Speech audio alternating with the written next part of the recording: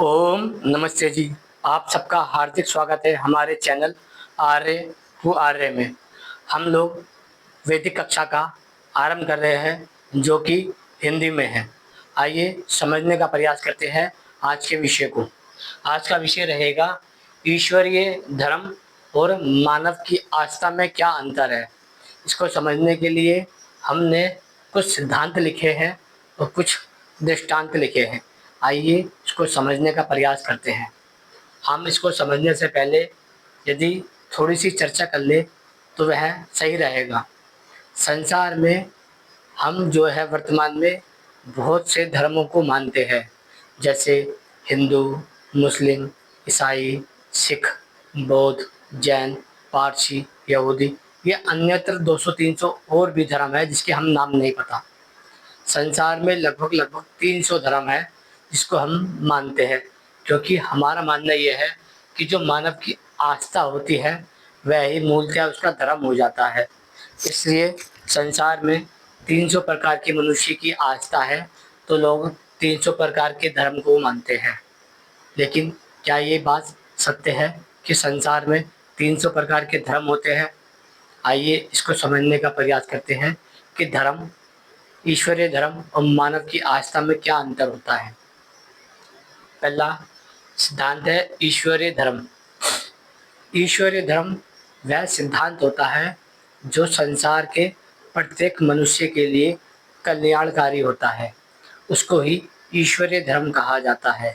संसार में कोई मनुष्य ऐसा नहीं है जो इसे स्वीकार नहीं करना चाहता हो। जैसे कि संसार का प्रत्येक माता पिता चाहते हैं कि उनके संतान उससे सत्य बोले, वैसे ही संतान चाहती है कि उसकी माता पिता उससे सत्य बोले। स्कूल में बैठे हुए, विद्यालय में बैठे हुए, गुरुकुलों में बैठे हुए टीचर कहते हैं अपने छात्रों से सदा सत्य बोले, वैसे ही टीचर से छात्र चाहते हैं वह भी सत्य बोले। समाज में जब आप जाते हो तो आप कहते हो कि सत्य बोलना चाहिए, सत्य सुनना चाहिए, सत्य का प्रचार करना चाहिए। कोर्ट में, न्यायालयों में किताब पे हाथ रख के कसम खिलाई जाती है कि आप सत्य बोलिए।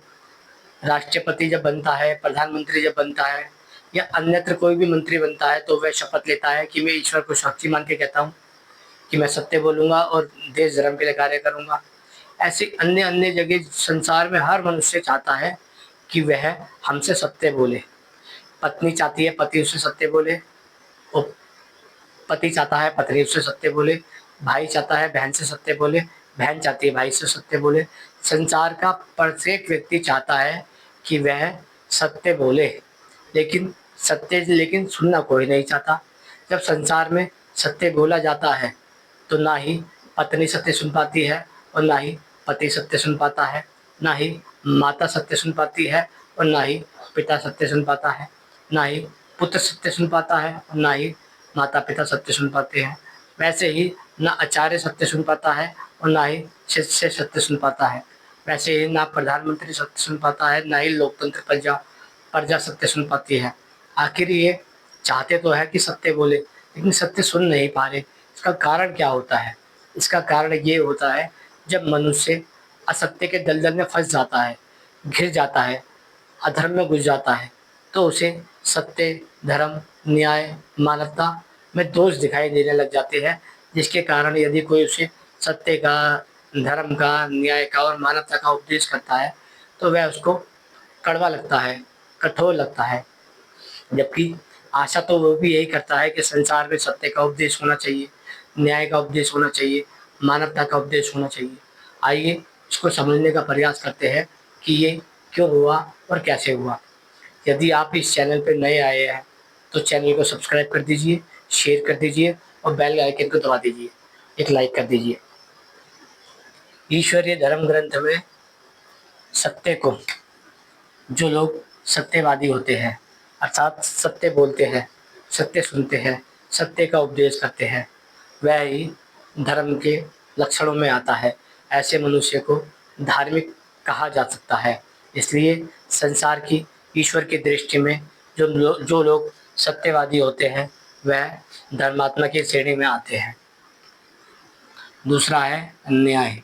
न्याय ऐसा कि जिसमें पक्षपात ना हो, वह भेदभाव ना करे, ना अपना देखे ना पराया देखे। जिसकी जितनी गलती है और जिसमें जितना दोष है, जितना जिसका कार्य है, उसको उतना ही फल देना, फल स्वरूप देना ही न्यायकारी कहलाता है। इसलिए न्यायकारी मनुष्य ही धर्मात्मा होता है। तीसरा है दया, अर्थात जब आप किसी की सहायता करते हैं तो आप उस पर दया करते हैं। यदि कोई व्यक्ति असहाय है, किसी को करने में असमर्थ है, यदि आप उस पर दया कर देते हैं, उसकी सहायता कर देते हैं, तो वह मनुष्य आपका उपकार समझता है और वह व्यक्ति दयावान हो जाता है। अर्थात दया करने वाला व्यक्ति दयावान हो जाता है और दयावान धर्म का लक्षण होता है। ऐसे मनुष्य को धर्मात्मा कहा जाता है। अब चौथा है करुणा, अर्थात संसार में प्रत्येक प्राणी से प्रेम करना, ये करुणा का लक्षण होता है। करुणा को धारण करने वाला व्यक्ति करुणावान कहलाता है। इसलिए संसार में करुणावान व्यक्ति धर्मात्मा होता है। वह प्रत्येक प्राणियों से प्रेम करता है। विवेक, अर्थात मनुष्य का जब वह विवेक पूर्वक विचार करता है कि सत्य क्या है, असत्य क्या है, धर्म क्या है, अधर्म क्या है, उचित क्या है, अनुचित क्या है, भक्ष्य क्या है, अभक्ष्य क्या है, जब वह सारी चीज़ विचार करने के बाद करता है तो वह विवेकवान कहलाता है। और विवेकवान होना धर्मात्मा मनुष्य का लक्षण होता है।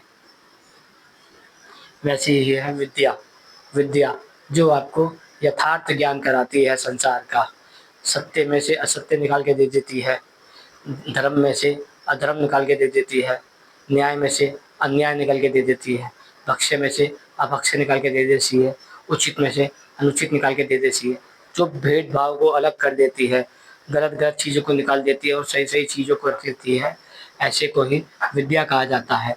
और जो व्यक्ति ऐसी विद्या को धारण करता है वह विद्यावान कहलाता है। इसलिए विद्यावान होना भी धर्मात्मा मनुष्य का लक्षण है। अब शब्द आता है आक्रोध। आक्रोध को आप सकारात्मकता के रूप में ले सकते हैं और नकारात्मकता के रूप में ले सकते हैं। जो मनुष्य किसी से ईर्ष्या, द्वेष, भेदभाव, ऊंच नीच, छल कपट आदि करता है, वह सब के सब दुष्ट व्यक्ति की श्रेणी में आते हैं। और जो मनुष्य सबसे दया, प्रेम, न्याय, करुणा, हिंसा, ये सारी चीज़ें करता है, वह धर्मात्मा की श्रेणी में आता है। इसलिए सत्य, न्याय, दया, करुणा, विवेक, विद्या और आक्रोध सत्यवादी, न्यायकारी, दयावान, करुणावान, विवेकवान, विद्यावान और सकारात्मकता के प्रतीक होते हैं। ऐसी श्रेणी को ही धर्म कहा जाता है। यदि आपसे पूछा जाए क्या आप जीवन में सत्य सुनना पसंद करेंगे, तो आप कहेंगे बिल्कुल सत्य सुनना ही चाहिए, सत्य बोलना भी चाहिए। वैसे ही आप न्याय के बारे में बोलेंगे, वैसे ही आप दया के बारे में बोलेंगे, वैसे ही आप करुणा के बारे में बोलेंगे, वैसे ही आप विवेक के बारे में बोलेंगे, वैसे ही आप विद्या के बारे में बोलेंगे, वैसे ही आप सकारात्मकता के बारे में बोलेंगे। इसलिए ईश्वरीय दृष्टि में जो ये सारे सिद्धांत हैं, सारे गुण हैं, ये मनुष्य के अंदर होने चाहिए। यदि वह धीरे धीरे धारण करता है तो वह सब गुणों को धारण कर सकता है। ऐसे व्यक्तियों को ही धर्मात्मा, महात्मा और संसार की बड़ी बड़ी उपाधि दी जाती है। लेकिन जब कोई मनुष्य इन सबको धर्म नहीं मानता, इन सबको केवल सिद्धांत के रूप में देखता है, तो वह संसार में एक और अधर्म को उत्पन्न कर देता है। आज लगभग मनुष्य 800 करोड़ की आबादी के मनुष्य सत्य, न्याय, दया, करुणा, विवेक, विद्या और आक्रोध को धर्म नहीं मानते। वह केवल अपनी अपनी आस्थाओं को धर्म मानते हैं। इसलिए संसार में 99% जो लोग हैं, यदि कहा जाए तो वह ईश्वर के धर्म से कट चुके हैं। अब बात आती है कि जब हम ईश्वर के धर्म से कट जाते हैं तो फिर मनुष्य ईश्वर के द्वारा बनाई गई व्यवस्था से कट जाता है। अब आता है कि मनुष्य धर्म किसे मानता है। आइए समझने का प्रयास करते हैं। मनुष्य की आस्था, मनुष्य बहुत से लोगों की जयंती बनाता है। जो ये जयंती होती है, यह मृतक व्यक्तियों की बनाई जाती है, जैसे कि अंबेडकर जयंती, रविदास जयंती, गुरु नानक जयंती, श्री राम जयंती, हनुमान जयंती, कृष्ण जयंती।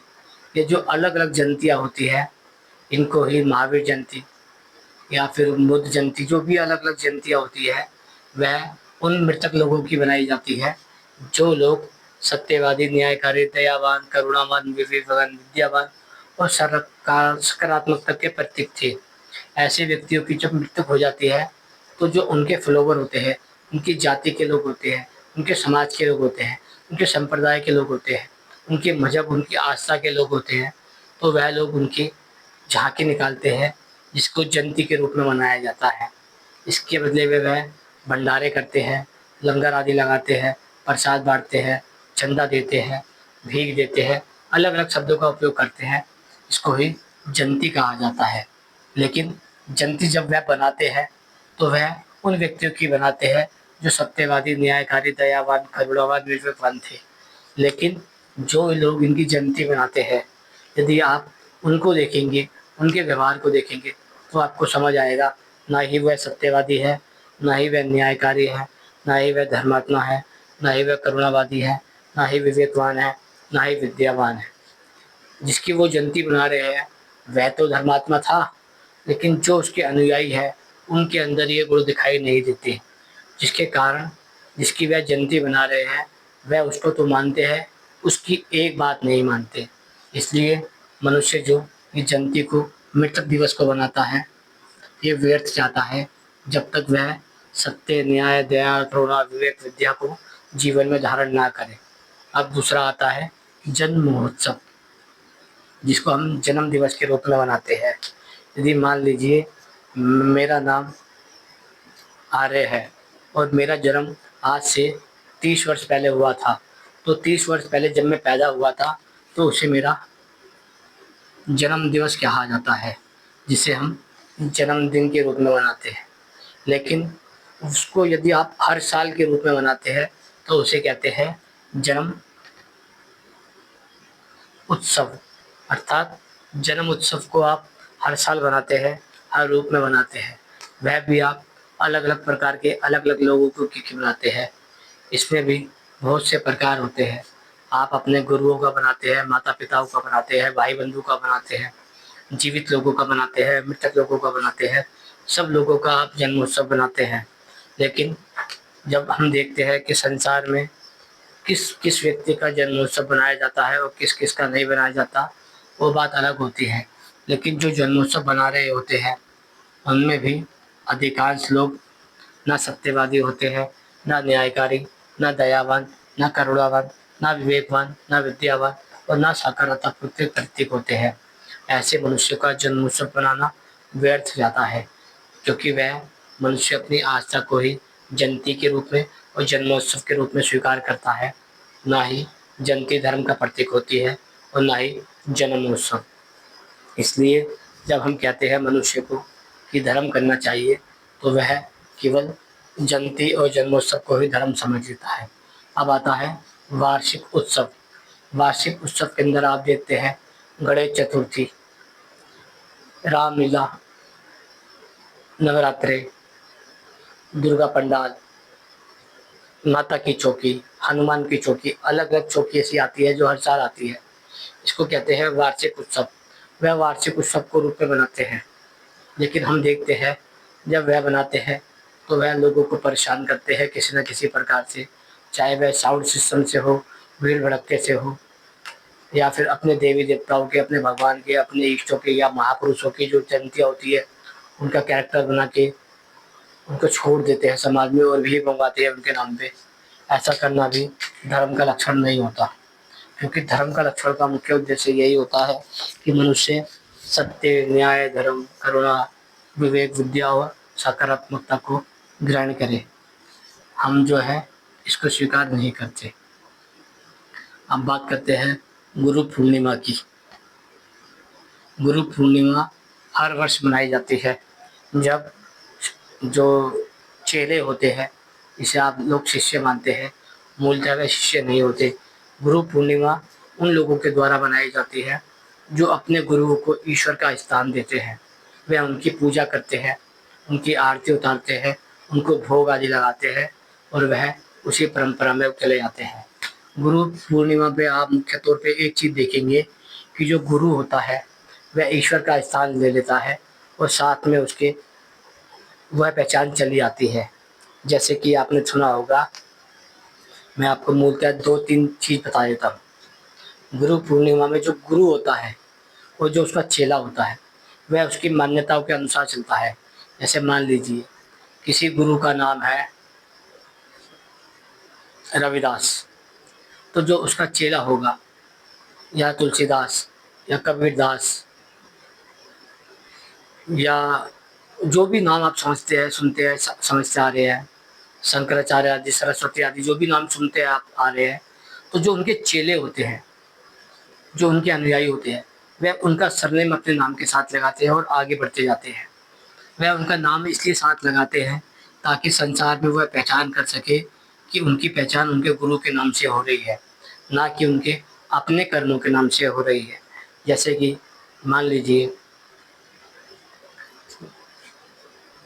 किसी व्यक्ति का नाम है कबीरदास, तो कबीरदास के जो अनुयायी होंगे वे अपने नाम के साथ में गोपाल दास, रामपाल दास, रामपाल दास, शंकर दास, विष्णु दास, या अलग अलग दास करके लगाएंगे ताकि वह दास शब्द को जीवित रख सके, ताकि जो उनका गुरु है उसको चेले परंपरा में और गुरु परंपरा में डाल सके। जबकि अंततः गुरु और चेला परंपरा को ही गुरु पूर्णिमा के रूप में मनाया जाता है।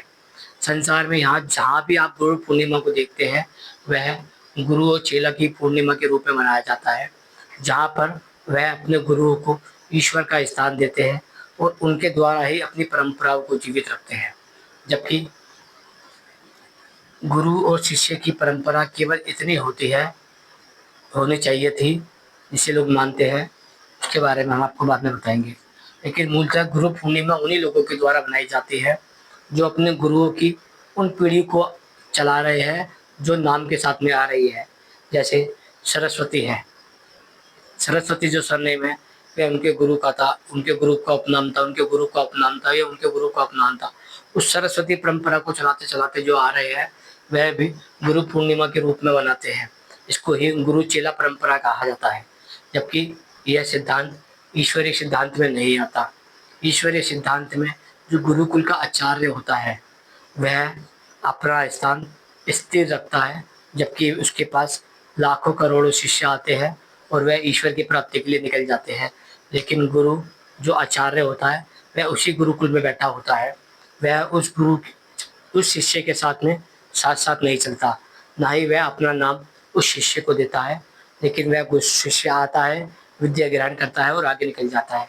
जैसे आपने देखा होगा आज जो लगभग स्कूलों में विद्या दी जाती है, यदि आप अपने बच्चों को स्कूल में दाखिला कराते हैं, एडमिशन कराते हैं, प्रवेश कराते हैं, तो वह स्कूल में बैठता है, कक्षा केजी से लेके 12 तक पढ़ता है, कॉलेज से लेके 12 सारे एजुकेशन सिस्टम पढ़ता है, और उसके बाद वह जो पहली क्लास का टीचर था वह है हर साल पहली कक्षा के लोग बच्चों को पढ़ाता है।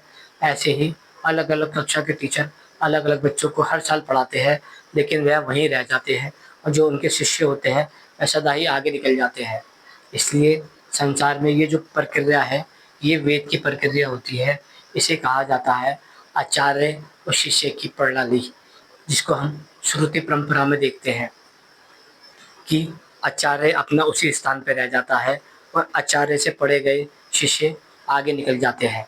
इसको ही जीवन में आचार्य की और शिष्य की परंपरा कहा जाता है, जो हमारी वेद की परंपरा है, जो परमपिता परमात्मा ने वेदों में उपदेश की है कि मनुष्य को वेद का श्रुति का ज्ञान देना चाहिए और ईश्वर के और शिष्य के रूप में, यानी कि जो गुरु का आचार्य का शिष्य होता है, शिष्य के रूप में और गुरु के रूप में, यानी कि आत्मा के रूप में और परमात्मा के रूप में। जो आचार्य गुलाटी मार के नहीं बैठता वह ही संसार का सम्माननीय आचार्य होता है। लेकिन जो गुरु होता है यह वह गुरु घंटाल होता है जो ईश्वर के स्थान पे स्वयं को रख लेता है और अपने चेलों से अपनी पूजा करवाता है। ऐसी ये जितनी भी प्रणाली है यह गुरु पूर्णिमा के अंदर कहलाती है कि वह साल में केवल एक दिन अपने उस गुरु की पूजा करते हैं, उसका सत्कार करते हैं, उसको भोग लगाते हैं और उसके नाम का जाप आदि करते हैं। इसलिए संसार में ये जो गुरु शिष्य परंपरा थी,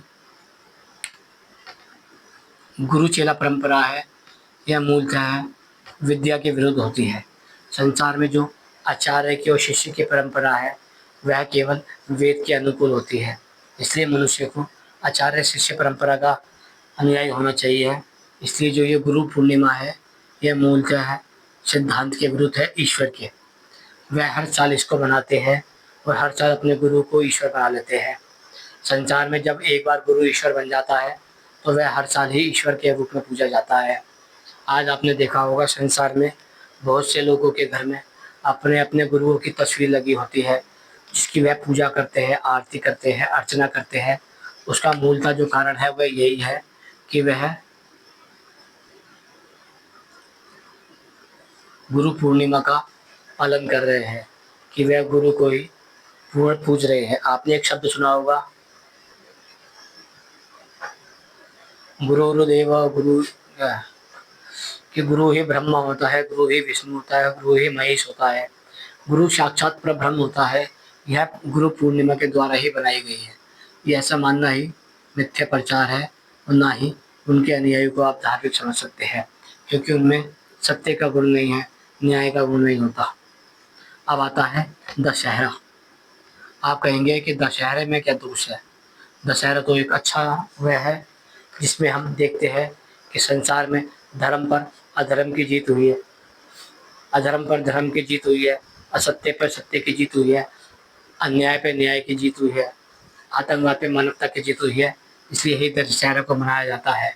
ठीक बात है कि दशहरे को इसलिए मनाया जाता है, लेकिन दशहरे की जो आप लीलाएं देखेंगे तो आप देखेंगे मूलतः वह हर वर्ष देवी सीता को हर साल अपमानित करते हैं, रावण के द्वारा अपहरण करा के, चरित्रहीनता का दोष लगा के, छल कपट करा कर। जो सीता रावण के द्वारा केवल एक बार अपहरण की गई थी, उस लीला को हर बार दिखाकर वे हर साल देवी सीता का अपहरण कराते हैं। इसलिए ये जो दशहरा होता है ये भी छल कपट से भरा होता है। इसलिए ये भी धार्मिक, इसलिए भी आपको धार्मिकता नहीं दिखाई देगी। अब आता है रक्षाबंधन। रक्षाबंधन को मूलतः भाई बहन के रूप में मनाते हैं, कि वह साल में केवल एक दिन अपनी बहन से वचन देते हैं कि हम तेरी रक्षा करेंगे, जबकि ये 364 दिन जो होते हैं वह इस बात को भूल जाते हैं। संसार में हर भाई को, हर बहन को, हर एक स्त्री को, हर पुरुष को एक दूसरे का रक्षक माना गया है। जब आप इस बात को भूल जाते हैं तभी आपको रक्षाबंधन की आवश्यकता पड़ती है। संसार में हर दिन रक्षा का होता है और हर समय उनके बंधन का होता है। इसलिए ये जो रक्षाबंधन होता है इसका भी धार्मिकता से कोई लेना देना नहीं है। अब आता है दिवाली। दिवाली भी मूलतः धार्मिकता नहीं है, ना ही वह धर्म के रक्षण के लिए होती है, ना ही धार्मिकता के लिए होती है, क्योंकि दिवाली का मूल उद्देश्य होता है दशहरा की बात की बनाई गई उत्सव। ये हर साल बनाना ही मूर्खतापूर्ण बात होती है। इसलिए संसार में जो व्यक्ति कहता है कि हम धार्मिक हैं इसलिए दिवाली मनाते हैं, तो वह समझ लीजिए वह धार्मिक नहीं है। आज संसार में यदि आप धार्मिक दिवाली की बात करेंगे तो 70 से 80% लोग नशे का सेवन करते हैं, जुआ खेलते हैं, पटाखे फोड़ के प्रदूषण को दूषित करते हैं, या अलग अलग प्रकार से वह करते हैं। इसलिए ये भी धर्म नहीं है। अब आता है श्राद्ध। वह अपने मृतकों को, जो मर चुके हैं, जिनकी आत्मा नया शरीर ले चुकी है, वह उनको पूजा पाठ करते हैं। यह भी धार्मिकता नहीं होती, क्योंकि जब आत्मा नया शरीर धारण कर चुकी है तो जो उसका पुराना बंधन था, जिसको आप माता पिता के रूप में, भाई बंधु के रूप में देखते हैं, वह उस बंधन से आज़ाद हो चुकी है, अब वह नए बंधन में चली गई है। तो आप जब उसे पुराने बंधन में बांधे रखोगे तब तक वह नए बंधन में जाने से कतराती है, ऐसा लोगों का मानना है। जबकि हमारा जो संबंध था उसकी आत्मा से था, उसकी आत्मा ने नया शरीर धारण लिया और हमने उसके अंतिम संस्कार कर दिया बॉडी को। इसलिए जो मृतक का शरीर होता है वह खत्म हो जाता है और आत्मा नया शरीर धारण कर लेती है। इसलिए श्राद्ध जो होता है ये एक अधार्मिक प्रक्रिया है। अब आता है तीर्थ स्थल। संसार में जो तीर्थ स्थल होते हैं, जो लोगों ने अपनी कमाई का स्रोत बनाए होते हैं, वह भी मूलतः इसी प्रक्रिया में आते हैं कि वह साल में एक बार चले जाते हैं या वहाँ पे घूमने फिरने चले जाते हैं। वहाँ पर जाकर वह अलग अलग प्रकार से कार्य करते हैं, लेकिन वहाँ पर भी आपको सत्य, न्याय, दया, करुणा, विवेक, विद्या नहीं दिखाई देती। इसलिए तीर्थ स्थल भी धार्मिक स्थल नहीं होते हैं। अब आता है मंदिर। मंदिर में भी वह मंदिर जो है एक तरीके से पुजारी का घर होता है, या कह सकते हैं उनका व्यवसाय होता है। इसलिए मंदिर भी धार्मिक केंद्र नहीं होते। मूर्ति जो होती है ये व्यापार के लिए बनाई जाती है। और जो प्रकृति होती है, सूर्य, चंद्रमा, अग्नि तत्व, ये जो होते हैं सारे, ये सब के सब उपयोग करने के लिए होते हैं। इनकी सफाई रखनी चाहिए, इनका सदुपयोग करना चाहिए। क्योंकि संसार में यदि आप विद्या के केंद्र की बात करते हैं, जिसे हम विद्या कहते हैं, जहाँ पर मनुष्य को सत्य, न्याय, दया, करुणा, विवेक, सकारात्मकता, अगर विद्या पढ़ाई जाती है, उसे कहते हैं गुरुकुल। अर्थात जो आचार्य द्वारा गुरुकुल का निर्माण किया जाता है, उससे ही संसार में विद्या फैलती है। जब गुरुकुल नष्ट हो जाते हैं तो संसार में अविद्या फैल जाती है। भारत में लगभग लगभग 99.99% गुरुकुल नष्ट हो चुके हैं। इसलिए भारत में मूलतः अविद्या फैल गई है। इसलिए लोग धर्म को सत्य ना समझकर, न्याय ना समझकर, दया ना समझकर, करुणा ना समझकर, विद्या, विवेक और आक्रोध ना समझकर जयंती को, जन्मोत्सव को, वार्षिक उत्सव को, गुरु पूर्णिमा को, दशहरे को, रक्षाबंधन को, दिवाली को, तीर्थ को, मंदिर को, मूर्ति को और प्रकृति आदि को ही धर्म मानते हैं और इनकी पूजा आदि करते हैं। अर्थात मनुष्य की आस्था को यदि देखा जाए तो वह इन सबको धर्म मानती है।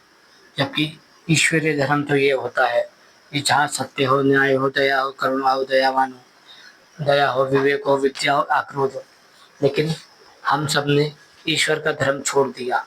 आज लगभग संसार में 800 करोड़ की आबादी है, जिनमें से 99.99% ये सारी चीज़ें छोड़ चुके हैं।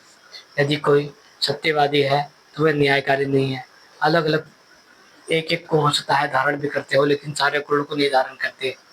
इसलिए मनुष्य ईश्वरीय धर्म से धीरे धीरे धीरे कटता चला गया और मानव की आस्था को जकड़ता चला गया। यदि बात की जाए ईश्वर ने किस धर्म को बनाया है, तो हम मूलतः इस बात को क्लियर नहीं कर पाते कि संसार में ईश्वर द्वारा बनाया गया कौन सा धर्म है।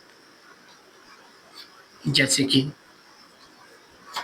हम देखते हैं संसार में हिंदू है, मुस्लिम है, सिख है, ईसाई है, जैन है, बौद्ध है, पारसी है।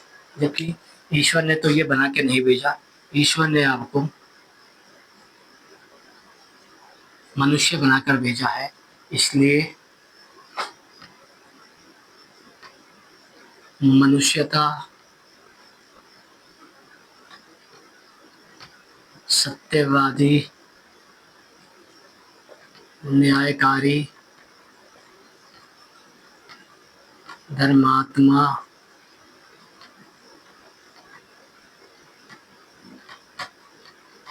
करुणावान, दयावान,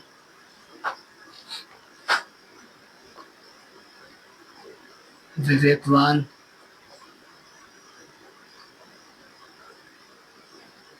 विद्यावान, ये जो सारे गुण हैं ये मनुष्य के अंदर होने चाहिए। यदि मनुष्य के अंदर से मनुष्यता, सत्यवाद, न्यायकारी, धर्मात्मा, करुणा, दयावान, विवेक, विद्या और धार्मिकता नष्ट हो जाए तो मूलतः समझ लीजिएगा आप कि संसार से ईश्वर का धर्म मनुष्य के अंदर से नष्ट हो चुका है। यदि बात की जाए आज लगभग समाज की, तो आज संसार में से ईश्वर का जो धर्म है वह मनुष्य के भीतर से नष्ट हो चुका है। लगभग लगभग नष्टता की ओर चल रहा है। यदि आप चाहते हो कि संसार में ईश्वर का धर्म का निर्धारण किया जाए तो आपको पुनः गुरुकुलों का निर्माण करना पड़ेगा, जिसका निर्माण या तो समाज कर सकता है या फिर सरकार कर सकती है, क्योंकि जो समाज होता है,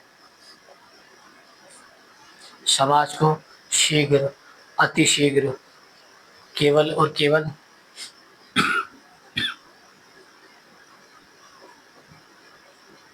राजनीति प्रभावित करती है। जो कार्य एक समाज या एक संगठन कई हजार वर्ष में नहीं कर सकता, वह कार्य राजनीति मात्र एक नियम लागू करके कर सकती है। यदि बात की जाए, मेरे जैसे लाखों लोग भी आंदोलन करते हैं, संगठन चलाते हैं, तो भी वह समाज में सत्य, न्याय, दया, करुणा, विवेक, विद्या और सकारात्मकता को उत्पन्न करने में हजारों वर्ष लगा देंगे। लेकिन यदि राजनीति चाहे तो वह नियम,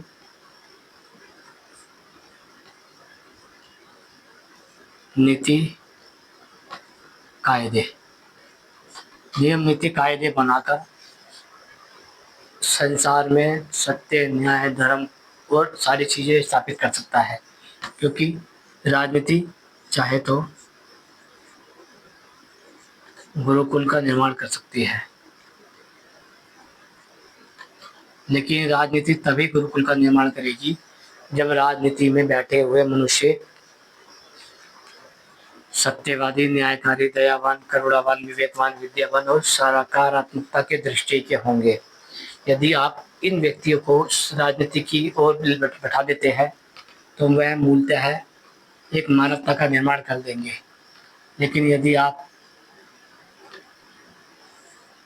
राजनीति में असत्यवादी, अन्यायकारी, अदयावान, अकरुणाहीन, अविवेकहीन, अविद्यावान या नकारात्मकता की जैसे मनुष्य को बैठा देते हैं, वह मूलतः समाज को नष्ट कर देता है।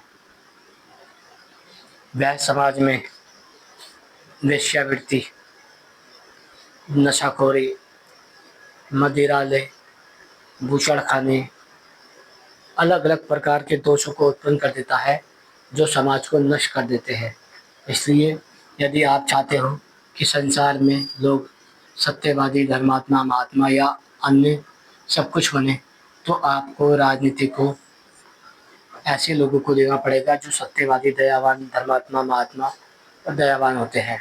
क्योंकि जब ऐसे लोग राजनीति में कदम रखते हैं तो संसार उनको देखकर ही अपने कार्यों की सिद्धि करता है। मुझे लगता है आपको ये विषय समझ आ गया होगा कि ईश्वरीय धर्म सत्य, न्याय, दया, करुणा, विवेक, विद्या और सकारात्मकता है, और मानव की जो आस्था है वह झांकी, जयंती, जन्मोत्सव, दिवाली, पटाखे, रक्षाबंधन, तीज त्योहार, गणेश उत्सव, नवरात्रे, अलग अलग जो तीज त्योहार आते हैं वह है। इसलिए मनुष्य मानवता की तो मानव अपनी अपनी आस्था को ही धर्म मानता है, और ये जो सत्य, न्याय, दया, करुणा, विवेकवान है, ये इन सबको छोड़ते चले जाता है, क्योंकि ये ईश्वरीय धर्म है और ये मानवता के आस्था है। हमने मानवता की आस्था के कारण धर्म को छोड़ दिया, जबकि धर्म के कारण हमें आस्था को छोड़ना था।